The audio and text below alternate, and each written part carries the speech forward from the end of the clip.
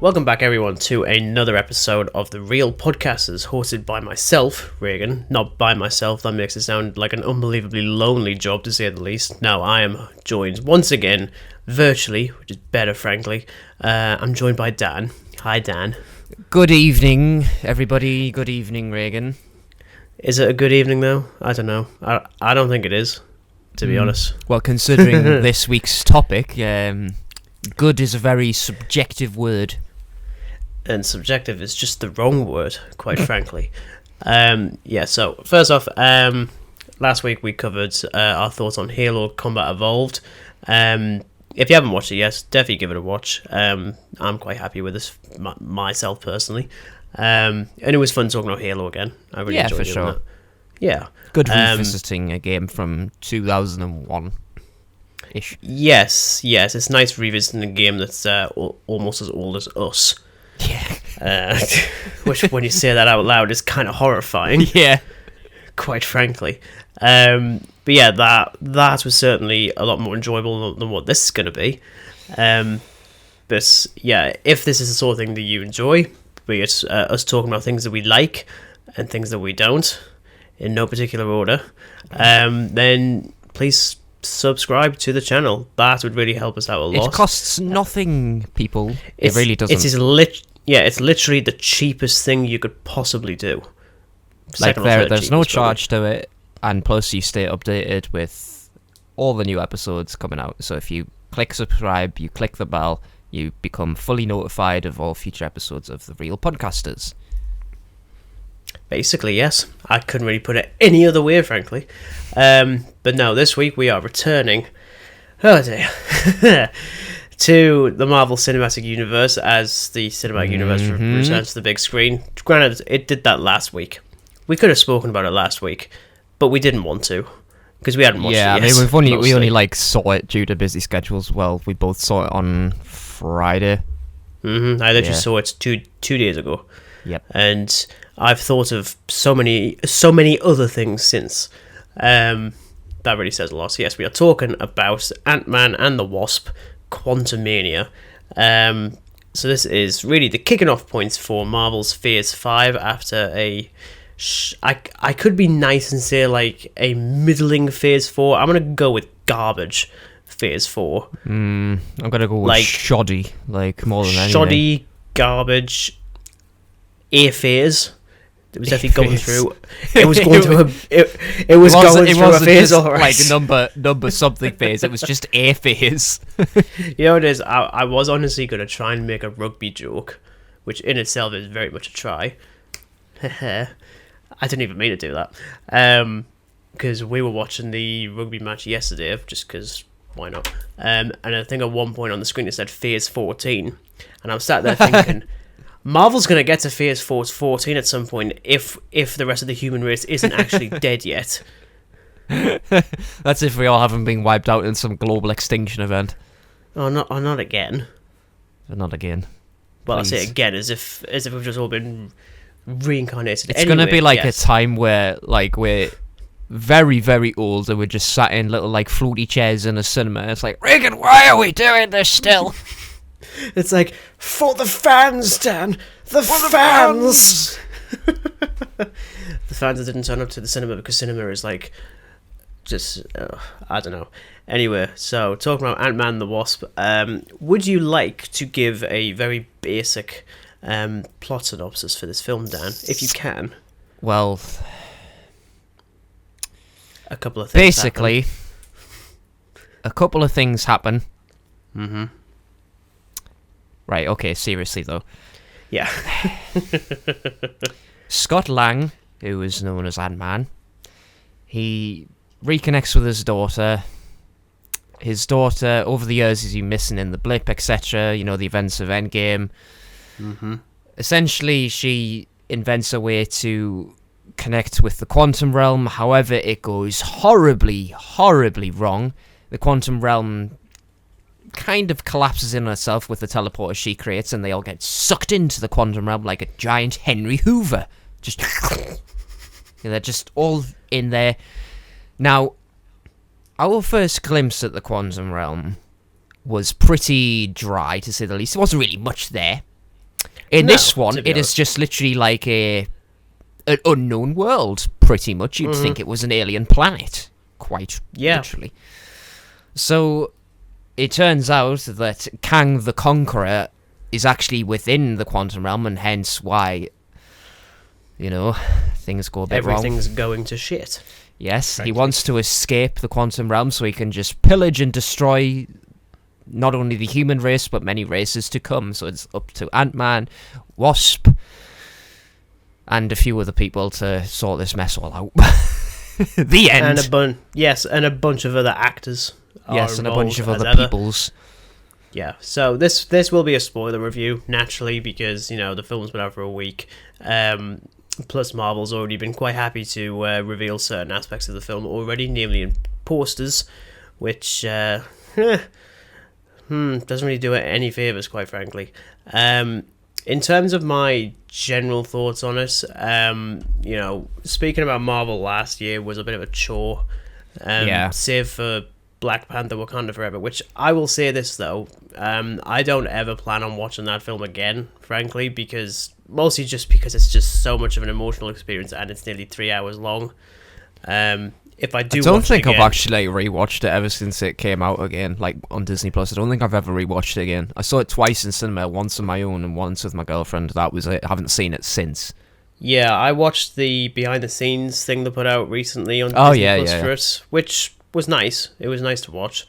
It was also nice to see that there was a lot more stuff in camera than I initially anticipated, because those films in particular, very much a computer. Yeah, I mean, to be honest, you may as well just be living inside a computer for what Marvel films basically are. Yeah, well, that's exactly that. And, I think talking about Thor Love and Thunder, I think was the worst offender. I think that one really, really got me really annoyed. This one, though, just went one step further. I've resigned myself to lowering my rating from 2 out of 5 to to 1.5, because despite the fact there is one thing I like in this, and I say like in quotation marks, yeah. Yeah. There is nothing in this film that's wowed me, entertained me, got me excited or anything. I just could not give a toss about anything. And when this is like the middle part of this multiverse saga, and you're also setting up the big bad for the next 75,000 content pieces, we'll call them, because they're not movies, they're content. I just don't care. Yeah. I really, really don't. And the worst thing is that I already knew going in that it was a very mixed reaction, as I say, because we did see it like a week after everyone else. So I was resigned to my fate. It didn't do it any favors. I've never been more bored and annoyed in a cinema in quite some time. Like, I was so fidgety in my seat, just like I can't find a comfortable position because this film is still playing. And I can't get comfy, and I'll be completely honest, this is the first Marvel movie where I did not sit through until the entirety of the credits. Oof. I already know what's at the very end, and I'm like, oh great, it's connecting to a thing I already didn't like, so that's fine. For reference, Loki. Don't care for Loki, sorry. Character's fine, the TV show, blech. I kind of imagine that your reaction is pretty similar. My reaction is a bit more complex than your straight up blunt answer, being honest. Just like, blech. Blech. Your answer is blech, right? Yeah. So seeing this like a week after its release, obviously seeing what critics thought of it, I don't pay attention to critics, I just get a sort of a general idea of what people think, because that's the way that films work. You get an idea of what people think of it. So not only through like IMDb, Rotten Tomatoes, Letterboxd, and so I saw that the ratings just kind of plummet down. I'm thinking, oh right, so it's literally being compared to like Eternals Part 2. So I watched it. I went in just kind of expecting like 2022's Marvel all over again, because this is the first Marvel film of the year where I kind of expected it to go off with a bang. It just did the total opposite. Do I think it's as bad as Love and Thunder? No, I think Love and Thunder was just horrendous, to be honest. I thought that was just a stupid farce of a film. Mm-hmm. I wouldn't call it a great film, but I wouldn't say like I'm absolutely hyped about the film. I'm really not. I would say it's probably average at best, because it's just not... These films just aren't films anymore. They're just absolutely designed for content. Oh, yeah, it's just like, oh, there's a film, go watch it, make us millions of dollars so we can make another farce of a film. We're not going to bother like doing anything with characters or anything like that. We're just going to put it all in computer stuff. There you go. Enjoy, folks. Wow. What a slap on the arse. Oh, and then some. Yeah, I'm not gonna lie. I kind of figured that you were going to be slightly more positive other than me, because even then you were like that with Thor as well. I think you were more positive on that initially than I was. After seeing the film with my girlfriend, I was like, you know what it is? That actually wasn't too bad. But then, like, as with the other Marvel films that were released over 2022, besides Black Panther: Wakanda Forever, because I liked that one. I didn't have to think about that. I liked it. But with the other ones, I was like, okay, well, it's good. And then, like, a day later, I'm like, wow, there was some stuff in there that I really did not like. Yeah. Like, but this was just like one where I'm like, it's not actually too bad. And then thinking about the stuff in the film, I'm like, yeah, this just, no, wasn't that great to begin. What was I suppose, yeah, I suppose I'll address one of the only decent spots in the film, and I say decent, again, much like with a lot of other things, in quotation marks, because it's still not really good. And that is Jonathan Majors as Kang the Conqueror. Technically his second time, if you count whatever person he plays on Loki. Was it He Who Remains or something? I don't know. As you can tell, I'm not like a bona fide expert. I only follow things I like. Not really. But he's really damn good in this. Like, he really is. And also, 2023 is the year of Jonathan Majors, because he's in Creed 3, which I am quite keen to see once I've seen the other two. Then I think he's got a couple of other films as well, and I'm just like, where has this guy just come from? Like, he's just he is, and he's brilliant. He is definitely like the highlight villain of that film. He is a pretty good villain, despite, you know, Marvel's constant thing of, we've got a villain, we're not just going to do too much with it. This villain is definitely one of the better ones. He actually has stuff to do, unlike with, you know, Thor: Love and Thunder. I mean, he has stuff to do, but at the same time, I still don't really understand why I'm supposed to, like, not necessarily root for it's this why guy, you're, but like, also just supposed to, like, care that he's in the quantum realm, really. It's like, oh, yeah, you're there. Right. I mean, that being said, I like his inclusion, because I like the idea of getting, like, the smallest Avenger, like, to go one-on-one with him. I think that's a cool idea. The problem is, though, seeing as we are already talking about spoilers, he gets beaten by a load of ants. So I'm like, oh no, what's going to happen in the Kang Dynasty? Oh, is it just going to be... So we just know to just bring in Hank Pym again and just set a load of ants on him again? Yeah. There you go, done. Like, it's... I do have stuff to say on the way this film ends, because more has been revealed, especially in the last week, which I'm not going to say is damning by any means, but it's by no means, like, helpful to this entire thing. Yeah. So any, like, positivity I have about Kang is mostly down to the performance, less so on the page, because despite the fact that it does open technically with him with a weird flashback that has no reason to be there. Oh yeah, and he's also just referred to as he and him for like a good hour of the film. It bleeding annoyed me. I hate that. I'm like, that's... Speaking as, like, an screenwriter, this is probably one of the worst scripts for a Marvel movie I think I've seen in a good decade. Like, yeah, you're trying to be mysterious about it, but when you've got, like, every other character saying he, him, it's so annoying. Yeah, like, it's fine, like, a couple of times, like, you know, because you're keeping it mysterious, but when every other character is saying it, it's just so annoying. Yeah. It's just it just gets grating. And granted, I'll say this, like, I do think that the film is better when he's on screen. Yeah. But not by much. Again, because it helps. I think I'd go to say that it helps.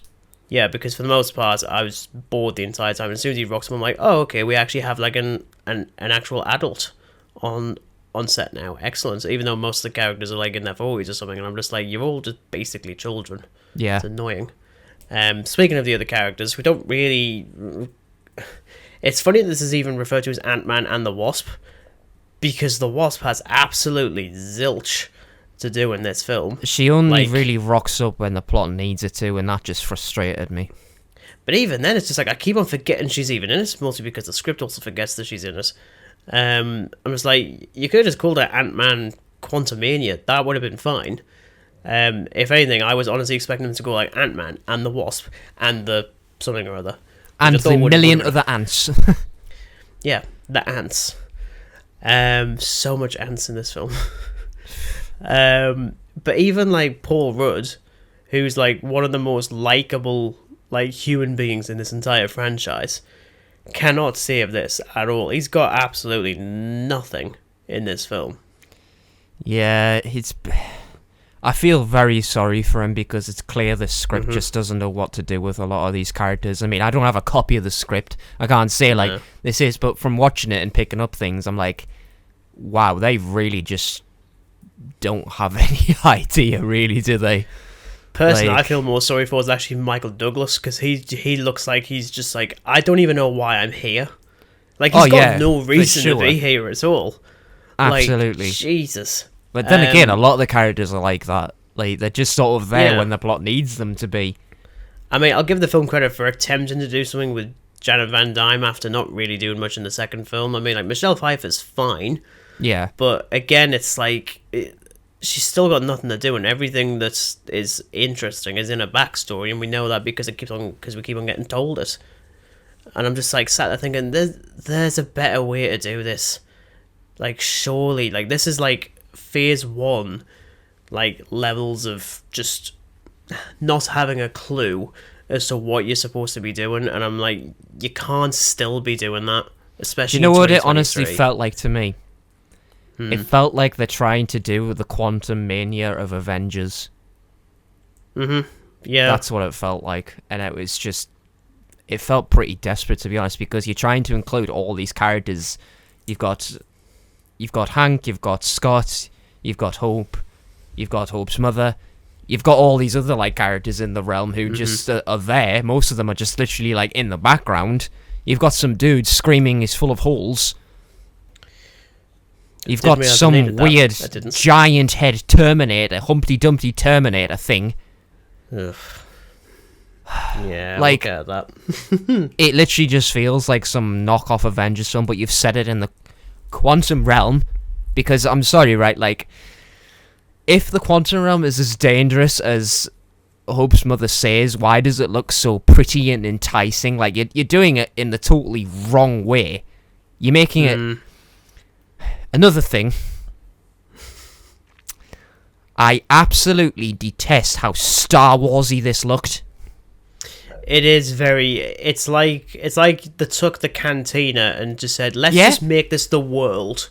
And I'm just sat there thinking, "No, like, you don't need to outdo Star Wars. You literally own the bloody thing." It's literally like Star Wars and Avatar meshed into a Marvel film.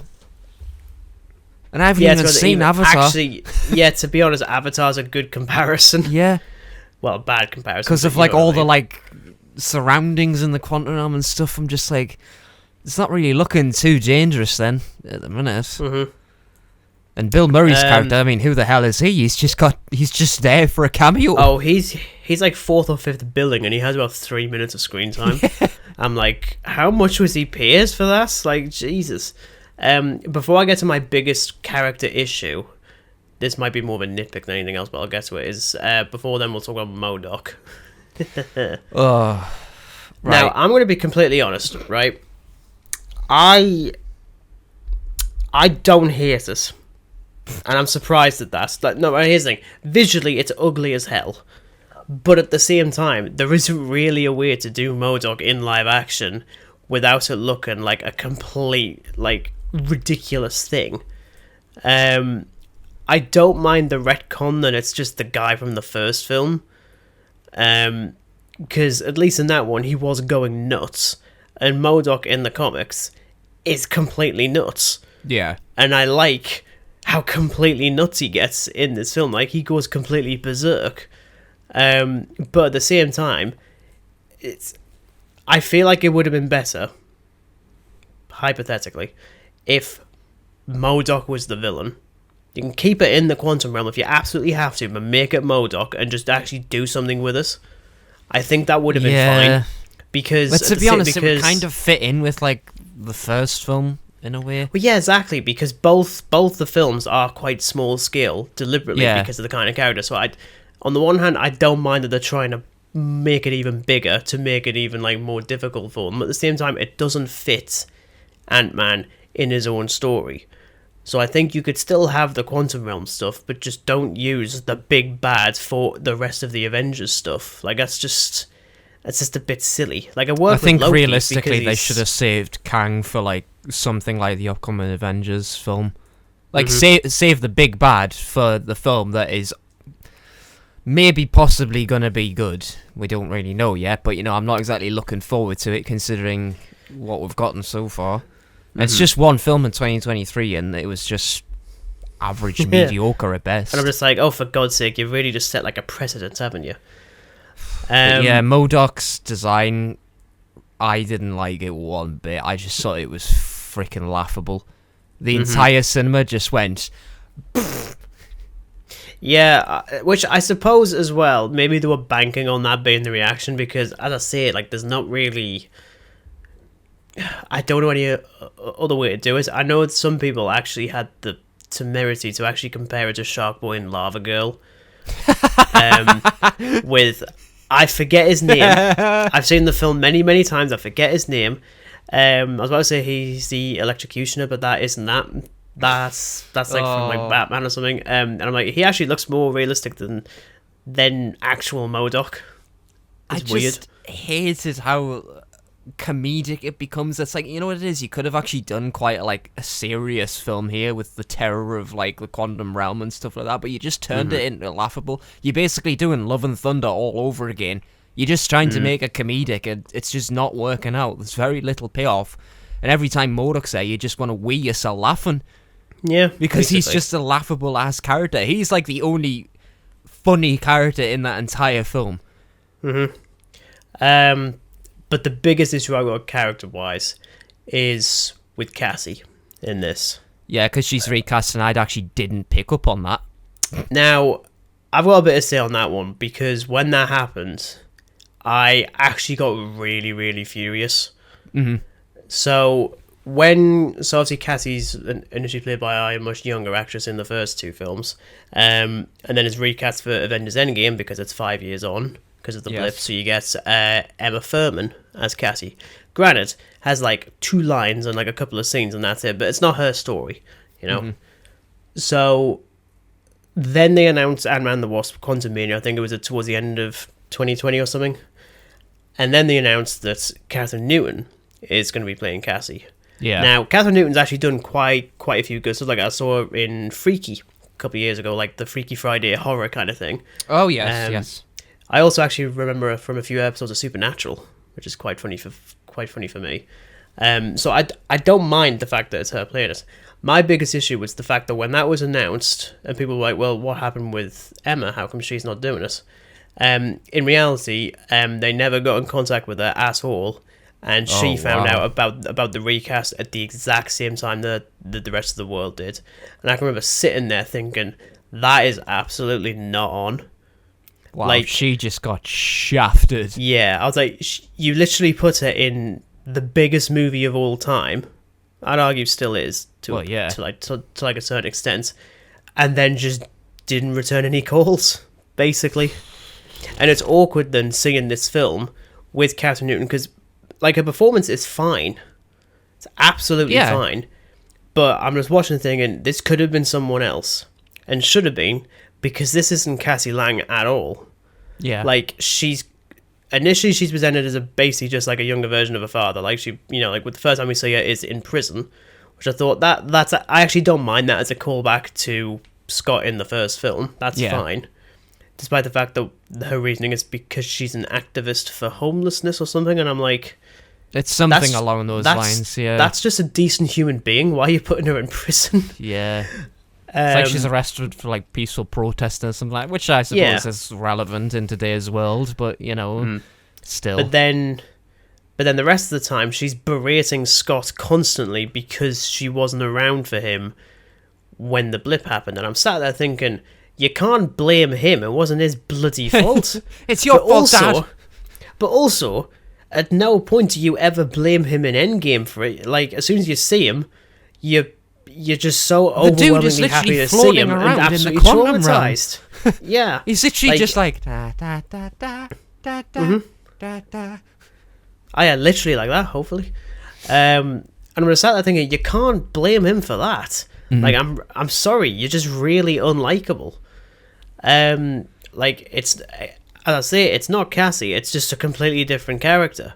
I also really detest the fact that she's all of a sudden able to, I think in Hank Pym's words, she made like a little Hubble telescope in a bedroom that connects to the quantum realm. I'm like, did she really? Okay, of course she did. Like, fuck off. Well, correction. What he should have said, correction, I did it all. She's just taking the credit. I can guarantee that was actually the case. Yeah, because it's Hank Pym, the genius who invented Pym particles, etc., who discovered the quantum physics and stuff like that. He did all this stuff with ants. Like, he is literally just OG Ant-Man. Yeah, literally. So, I mean, again, in terms of character-wise, that is the biggest thing I dislike about, like, the characters, is the fact that they're just completely butcher. Honestly, one of the cutest, like, sort of relationships in the entire franchise with Scott and his daughter. Like, that, I mean, that was, especially in the first film, is so unbelievably sweet and lovely. Oh, it is. Like, it's very powerful in the first film, but in this, it's just like, it's basically just like mini Scott and big Scott. Yeah, I mean, like, it's literally just like a generic father-daughter relationship now, where it's like, oh, he's not around all the time because he's plugging his book and she's doing all this. He hasn't noticed all the things that don't happen to him. And I'm like, oh, shut up. Like, this is really the level you've we're at now. You've just taken, like, the classic trope of, like, the rocky father-daughter relationship, and you've just slung it into a Marvel film. If you're going to do something like that, do something different. Like, yeah, please, and there's nothing wrong with doing that kind of trope, unless it actually comes from something. Here's my opinion on it, right? What they should have done is, if they were going to do it right, I'm going to say right.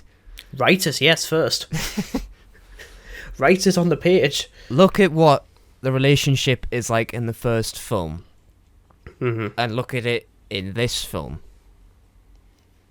If it was like the first film, would have been a whole lot more likable, because this character is vulnerable. She's not just some little badass who just stole a suit. Badass. I don't know what the hell happened to my accent there. Very, very posh, apparently. Badass. Total badass. Yeah, she's just like this absolute badass now. And I'm just like, you've went from like the cutesy, vulnerable little daughter who, you die for first before than anything. And now she's just, like, in the quantum realm, and you're just fighting off everything that comes in contact with you. I'm like, well, okay. You've also got to love, like, the way the Marvel shows you that a character is, like still, like, a teenager, is they still wear Converses, even if they're wearing a super suit. It's absolutely ridiculous. Why is that such a thing in Marvel films? Like, also, like, what the hell's the deal with Converse? It's like, because they're wearing Converse. Like, that's the, yeah, wow. Right. Like, I understand Converse is for, like, the 10th Doctor. That's fine, but, like, at no point have I been like, why is it wear such a significance for teenagers in a Marvel film? Like, why is that Marvel's answer to a teenager? I mean, like, do people even still wear Converses? Yeah. Like, do they? Yeah. Are we sure? Yeah. I mean, like, I know the Marvel reckons they do, but then again, they also reckon that like the best disguise to get into anywhere is like a baseball cap and a pair of sunglasses. That's still a thing. And I sat there thinking, oh, come on, you're so out of touch with your bloody Converses. Anyway, but that's less of a rant on Cassie. I wasn't expecting that. Talking about those visuals though, now.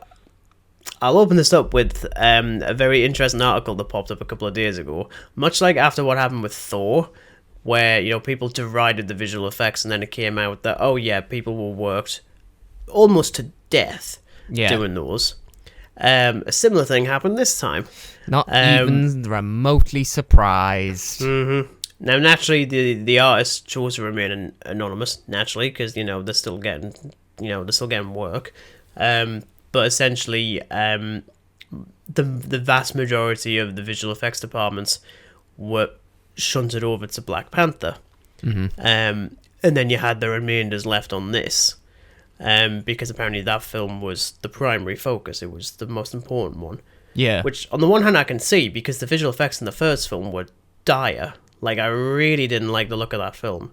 And for the most part, bar Ironheart, that film looks better. This just looks ugly. Yeah. And it's actually funny when you think about it, because the way they're doing it is exactly the same way as they did with The Mandalorian, where they use the volume set. So you've got all the LED screens in the background that can project whatever you want. Next generation version of green screen, because you can see the visuals there when you're actually filming. And that series, and even Book of Boba Fett did as well, and I think Obi-Wan Kenobi did as well, to a lesser extent, or at least quality-wise. It feels like an actual world. Yeah. When the Marvel movies do it, they just look like they're in a room. Every single time. Well, that's literally all it is, though. It's just a room with giant freaking wall-to-wall green screens, and then you just got a load of VFX artists saying, okay, I want this to look like this, that, the other. It's like, wow, this is not very immersive, but hey-ho. Well, I think one of the worst offenders for me was the moment when Cassie and Scott are in like some sort of cave prison thing, and they're talking to Kang. And I'm just sat there thinking, you're in a cave, it's just a load of rocks, there's a couple of twinkly lights on. Why isn't this a set? Like, you've got $200 million to play with. Do you know what it is? I was thinking this to myself, Regan. I was like, why do Marvel feel the need to just use everything in computer-generated imagery? Because surely it's just going to increase in cost. Why not just literally build a set and then just add the CG where it's needed? Like, the energy, like, door thing can totally understand. You can't really do something as practical as that. That's fine. But you're in a cave. Why digitally make a cave when you can just literally go out or even make one with, a huge budget like that? It's not even going to make a dint in a budget, surely. Considering it's a Marvel film, it's millions and millions of dollars worth. But no, let's just make it digital, and therefore it's looking digital. It doesn't look natural. That was definitely a worst offender for me as well. Like, it just looks so unnatural. No, it's an absolute joke, to be honest. And now I can hear plenty of people saying, like, oh, well, how on earth were they going to make it realistic if it's going to be the quantum realm? And I'm sat there thinking, just use any sort of practical location just as, like, the groundwork, and then build on top of that if you absolutely have to. Or, as I've already said before, just downscale it. Like, Ant-Man as a character doesn't need to be super large scale. Like, never has been. Like, it works fine in the team-up stuff because he's dealing with other things, but on his own story, doesn't need it at all. Yeah. So, like, it's not needed. And just there wasn't... The times there was, like, an actual set, I was like, oh, finally, we're actually in something tactile. But every other time, like, there's moments where you can see them walking on sand, and there's just nothing underneath. It's just like, it looks like Robert Rodriguez, early 2000s kiddie Spy Kids stuff. And I don't like to use that in the derogatory way, because Spy Kids is pretty damn good, to be honest. And that works for that kind of film, but for this, I'm like... Considering what it is, I'd say that it just literally takes away the magic of what the quantum realm is. Like, it's just nothing. It's literally just rooms of green screen. I mean, like, not that we're going to know because we're not working on it, but, like, knowing that this is just all computer-generated imagery and there's very little in it that is just natural, like the cave stuff and a lot of other sets, it just looks really unnatural. I'm like, you're just not making me like this at all, because it just doesn't look natural. It looks very like, well, it just looks like a computer, really. Yeah. Because that's all it is. It's just a giant ass computer with a 2-hour runtime. Yeah, I mean, like, I'll give it that. It's not overwhelmingly long. That's fine. I don't mind that, but it's still. I mean, it's at least not like the 2 hour 40 that Wakanda Forever was, because that still didn't need to be that long. This is that was far definitely a more. bit of a stretch. Yeah, this one was a respectable length. I say that, so it was still a chore. Yeah, I didn't find it as choring to sit through as Love and Thunder. I mean, I thought that was just an absolute. And that's an hour 59 to be precise. Like literally just a minute short of 2 hours, and I thought it was just an absolute stretch. But that's because I was just super bored with it. This wasn't as bad. And like, I don't take pleasure out of slating these films, because at the end of the day, when I see a film, I want to enjoy it. So when I see a bad film, exactly. It's like, well, you know, I'm gonna say my mind on why I think it's bad. Like, I don't consider myself like a out of touch critic, but that's just what I feel personally about this film. Like, well, exactly, and I think like after 2022, and like even when I was conceptualizing ideas for episodes for 2023, I was looking at, okay, what Marvel stuff have we actually got? And then I remember just sitting there thinking, I don't even know if I can be bothered, or worse yet, if you can be bothered, because I thought I still want to do episodes where we are talking about stuff that we both like. It's fine if we're both talking about things that we don't like, especially if we can make it entertaining. Just to like take the complete and utter piss out of us. yeah. It's difficult to do that though with a film that's just nothing, really. Yeah, there's very little that, like, do you know what it is? It's just literally like Marvel is making stuff just to, like, it literally feels like it's made for kids in respects. Because it's like, just like a very childish film. Like, it's not like anything like it's the classic stuff with superheroes. Like, I'm actually starting to just sympathize with like Martin Scorsese and stuff like this, because they are just getting so repetitive. They're doing the same thing over again. There's absolutely no characterism at all. Like, the stuff with Scott and his daughter, that could have been quite an impactful story, because they're in this realm that is super dangerous, it's unpredictable, and they just fly through it as if there's no consequence to it whatsoever. Sure, there's a brush with Kang and some Humpty Dumpty Terminator thing. I hated it. I just thought it was stupid as hell. Yeah. I mean, getting to that ending though, it honestly reminded me of the third act of Aquaman, because it's just complete like chaos everywhere. Yeah. And I mean, I will admit, Scott going absolutely apeshit because Kang has his daughter was pretty cool. That's what this film should have been. I liked the whole like actual like fisticuff showdown with them in like the control room. I thought that was fine. really brutal. Yeah, I liked that it, was and I a also lot of blood. Yeah, I do also really like the line of when he's like saying to Scott, is just like you aren't gonna win, and he's like, I don't need to win, I just need us both to lose. Yeah, like, that's actually like that. I quite like that. But that ending in particular, that's also come out in the last couple of days. It seems that Marvel had absolutely no idea how they wanted the film to end, because they actually did reshoots for this. I kid you not, last month. Wow. Yeah. Ooh, and the reshoots close. Yeah, the reshoots were the actual ending that you get with them back on Earth and the weird, not actual birthday party bit. Oh. So, what seemed to be the original ending was Kang trying to escape. Scott tries to stop him, and then the Wasp comes in to remind us that she's in the film. She probably does something else, and then Kang escapes. But Ant-Man and the Wasp are left in the quantum realm. Yeah. And that's the ending. See, I could tell that was going to be the original ending, because it I was positive like it was absolutely going to be something where somebody is going to get trapped in the quantum realm. I think it would have been even more heartbreaking if it was actually Cassie. I would have preferred that, only because I now don't like that character. Or like Hank, or someone, like somebody of greater importance than just like...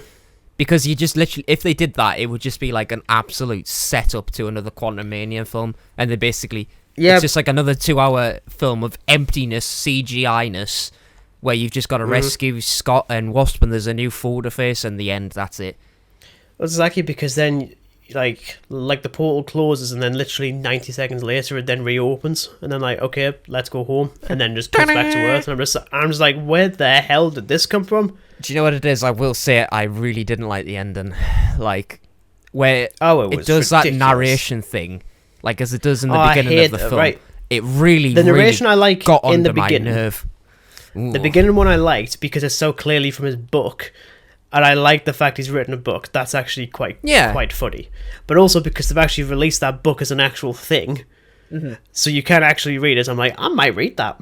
I might actually give that a bit of a read, if only just to see him questioning like the logistics of a talking raccoon. That seems quite funny. But there's no need for the narration at the end, and he's kind of like talking to himself. It's like, oh yeah, and we beat Kang.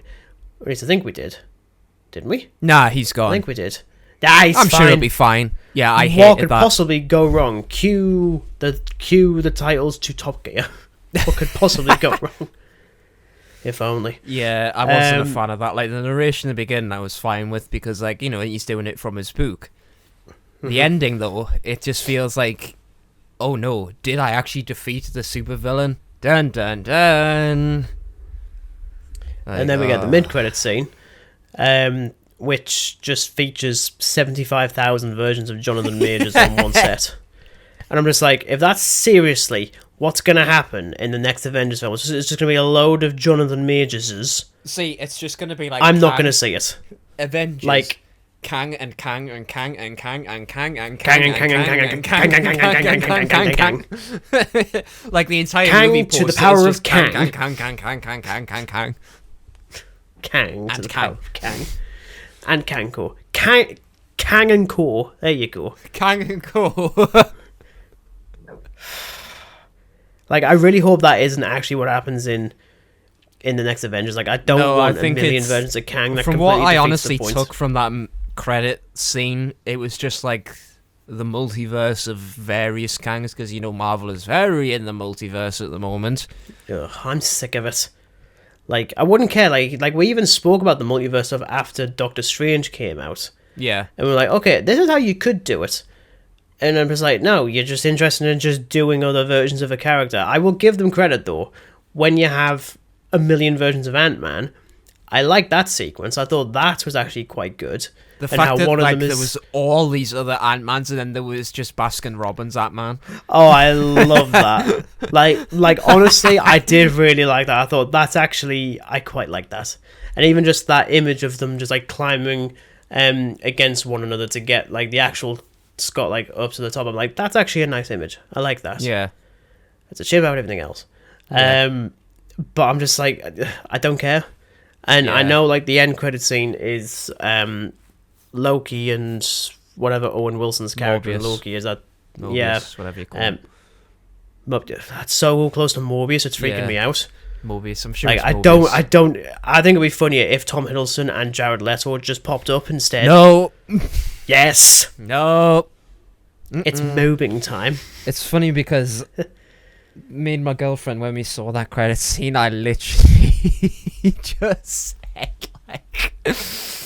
like the whole cinema was quiet, and as soon as you saw Loki's face, all I said was, fuck. Like really loud in the cinema. Because I don't think I was expecting it. But then again, like I was like, well, it's Kang, like this has got to be like something Loki related. But it's like Kang as like the inventor of whatever during whichever time, and just Loki with Mobius just like, oh, this is gonna be trouble. I'm like, oh yep, feck. I will not be watching Loki season 2. I honestly don't care. Like I But just in regard to this film, despite there are general things I do like in this film, like, you know, I'm not 100% slating it, but like, unfortunately, yeah, the I'm bad trying hard to stuff really does- not sound like I am. Yeah, like I'm 'Cause really it's- trying not to like sound as if I'm 100% bitter on this film. Like I'm really not, but there's just stuff that really just got under my skin with this film, and it really shouldn't have. But I the think stuff that I for liked, you know, I'm glad that it did have that point in entertainment. I mean, I do like it slightly better than your opinion, but I'm still in belief that Thor: Love and Thunder was just hot Norse mythology garbage. Yeah, it's weird because in reality there wasn't really anything I liked in Love and Thunder. So it's weird to put this one even lower.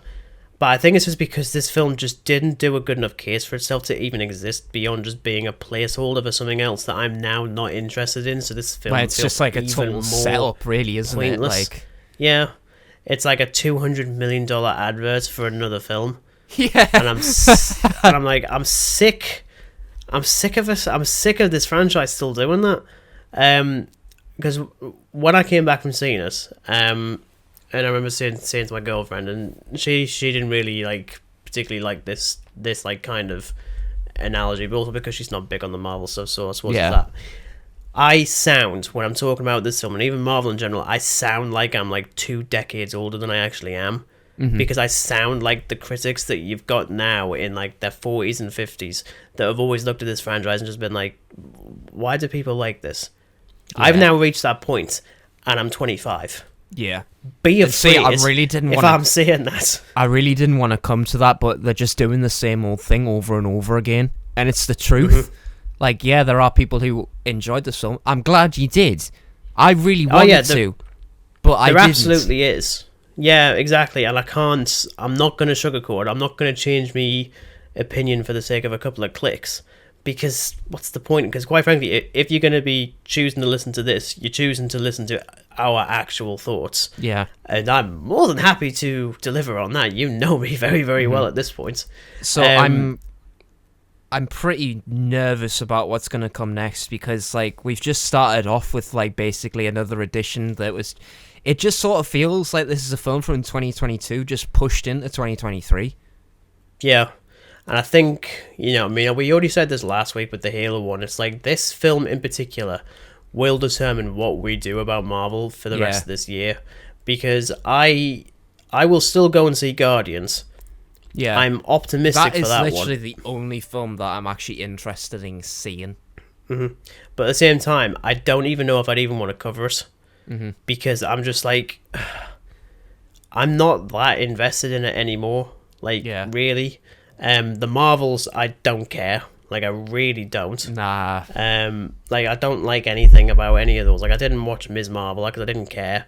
I didn't like the first Captain Marvel. I don't like a lot of aspects of WandaVision, in retrospect. And I'm and I'm sure there's other things that's coming out from Marvel this year that I don't even know. Because I don't care. All I'll say is that I am looking forward to Guardians, because I do really like both Guardians of the Galaxy films. I do as well. Shock horror, I do actually like some Marvel films. Same. I'm exactly the same.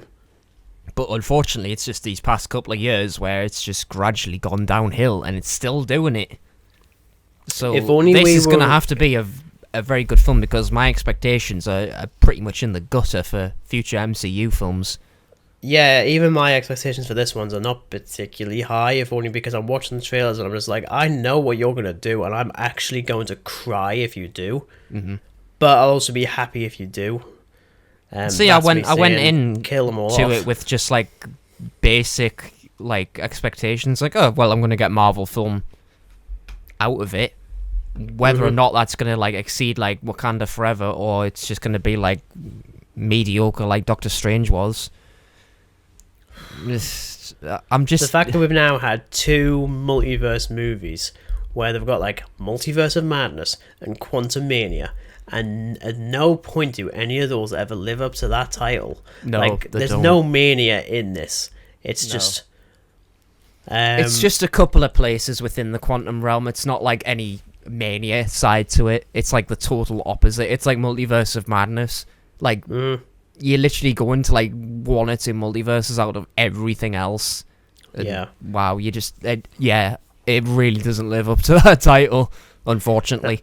And actually, last thing I'll say before we wrap up, you remember a while ago, I think it was after we finished recording something, and I said, there's a new Ant-Man trailer out, do not watch it.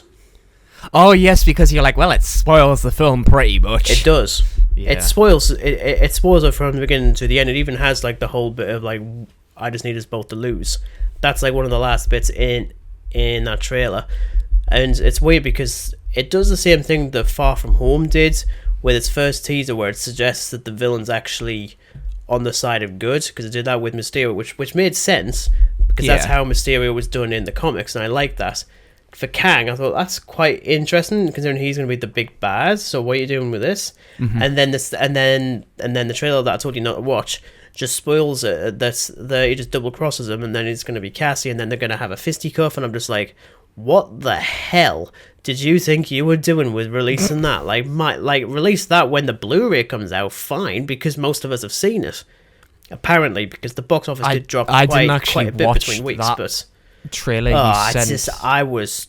Well, you notified me if I just saw like the official. Yes, I did. I was like, Dan, do not watch this if you haven't watched it yet. Yeah, I just watched the official trailer and that was it. I didn't watch anything else after that because I was like, well, if Regan says it's spoiled, I don't want to know. I don't want to know a damn thing. No, I was just. Oh, that was. But like as a villain, Kang is definitely one of the better ones out of these like last few Marvel films for sure. I mean, like, Wanda in Multiverse of Madness was excellent. Kang was great, but again, you know, I wish he just, you know, I'm not really too sure why he's in this, because it's with Ant-Man again, like it's such a small profile character compared to like the likes of like Iron Man or Thor or Captain America. You know, he's kept to the side a bit, so I'm not really sure why you'd introduce like a major plot-defying character such as Kang into this, because you're trying to make Ant-Man bigger than it needs to be. Yeah. Which I just don't think it really works. I mean, if they had some other villain, then maybe it might be different, but, you know, he's good. The guy who plays Kang is great, and he's definitely the highlight of the film. The other highlight is just how comedically laughable a lot of the film is. Yeah, and even then, like, laughable. I've got holes! Oh, just... Like, come on. I hate that. I've got holes! I really hate that. Oh, God. Yeah, I think that basically wraps up our thoughts on that one. Yeah, that's us talking about Rant-Man and the Rants. Rant-Man! Rantomania. There we go. I tried with that one. I tried harder with that than I did with like the rugby joke. I don't even know why I tried with like the Pants-Man and the Pants-Man, yes. Quantum something or other. Quantum, yeah, you know what it is. You could have just called it Quantum something or other, and I would have been fine. Because it just doesn't live up to its title. Like, no, it doesn't. And see, I was really looking forward to this film because like the stuff with the quantum realm really interested me, even if it was a bit like same. you know, we didn't really get too much of it in Ant-Man and the Wasp, but that was fine because it was just setting up for something like this. Yeah, but when you actually get to it, you're just like, wow, this is what you're actually doing. Yeah, this is what you're doing, and this is what we got. Like, it's very Star Wars-y. It's just a mesh of like Star Wars and Avatar combined into a Marvel film. You're not doing your own thing. You've just looked at like other futuristic ways to incorporate a civilization into a realm. Yeah, it's just not very imaginary, frankly. No, it feels very much not like imaginative, everything we've seen before. Very generic more than anything. In a way, maybe that's his biggest sin amongst a lot Did we mention the broccoli man? And we're not going to. So nope. Finn. Yeah, that's our thoughts on Ant-Man 3. As you can tell, we're not very happy with it at all. If you do get another Marvel thing this year, it's probably just going to be discussing why we don't want to talk about Marvel anymore. Yeah. And it's sad, to be honest, because I think we are still of the generation that experienced the Endgame for the first time, and it was absolutely magical. And then everything post that, bar No Way Home, I have to keep on mentioning that as like there's only like in like the it's corner. True though, like only out of a few films there has been like the truly like great films. I mean, No Way Home was great, even if it's just it's absolutely fan service. But it's fan service done well. Yes, exactly. I have to keep on because honestly, if it's one thing, I'm sick of seeing the bloody Instagram things of people posting photos of No Way Home and be like, look how ugly this is, and I'm like, shut up, like seriously, Like, until you start making a movie yourself, just button it. Yeah. Like, I'm sick of it. Like, oh no, his mask isn't the same as it was in China. Like, Yeah. because time's passed. Jesus. Time. Anyway, Yeah, but I didn't really realize I was going to rant on Tobey Maguire's Spider-Man face, as it turns out. But in all seriousness, though, like, another episode on Marvel is probably going to be Guardians. But again, like you've said, that it may or may not be just like our last thing on Marvel. Like, our only other thing would just be why we don't like Marvel anymore. Mm-hmm. Because it's sad, because I do want to actually enjoy films. As a person who watches a lot of films, I do want to enjoy films. And when I see films I don't like, it's a shame. Like, I don't take pleasure out of slating films. But unfortunately, thoughts are thoughts. And it's just a case of how much time do we waste talking about it. Yeah. Like, well, clearly like, about yes. an hour's worth. Yeah. 56 minutes, probably. Something like that. But yeah, anyway, that's our thoughts. As I say, leave a like and all that sort of stuff. That'd be really appreciated. And let us know your thoughts on Ant-Man and the Wasp: Quantumania. Yeah, as well. please do. That'd be funny. So because maybe we're just in the total wrong. No, we're not. We are right, and everyone is wrong. Maybe we're just full of. Again. Maybe we're just full of quantum poo. No, we're just full of shit. So next week's a bit different. You will be getting another episode next week, but through the power of time travel. So I am very much away for a few days. I'm in the Lake District having a nice, very, very nice break. Yes. So what I'll be doing is finally, after many months, and I shit you not, since last summer, we will be uploading one of the only instances where me and Dan were in the room together to record an episode. In this case, it was our very first attempt at a movie commentary for Dog Soldiers, one of my personal favourite films. We decided to watch it when the 4K Blu-ray came out last summer. I just have to get the audio fixed on that one because there's a bunch of copyright things that occurred, because naturally we went silent on bits that we actually cared about. Yeah. Especially towards the end, and there's just a lot of like really emotional music playing as Sean Pertwee screaming at a werewolf. Wouldn't you do that as well? So yes, you'll get that next week, and I think the week after that, if I'm not mistaken, it's the one that Dan will be really looking forward to, because it's time to scream for the 6th time, because we're talking about Scream 6. Oh, Scream V. Scream V. V. Scream V. There we go. Scream Finally, V. I found one. Scream V. Five cream and Scream V. Scream. Oh, dear. Scream Vi.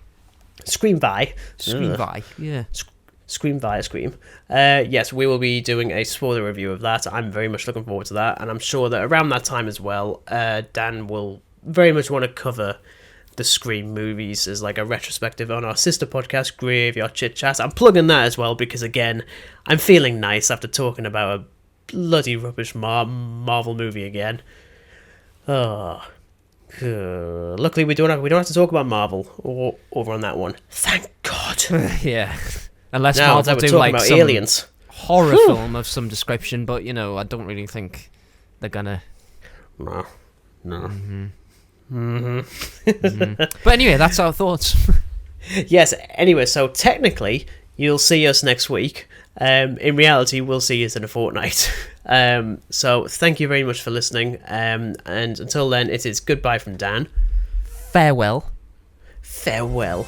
And it's goodbye from me. Goodbye.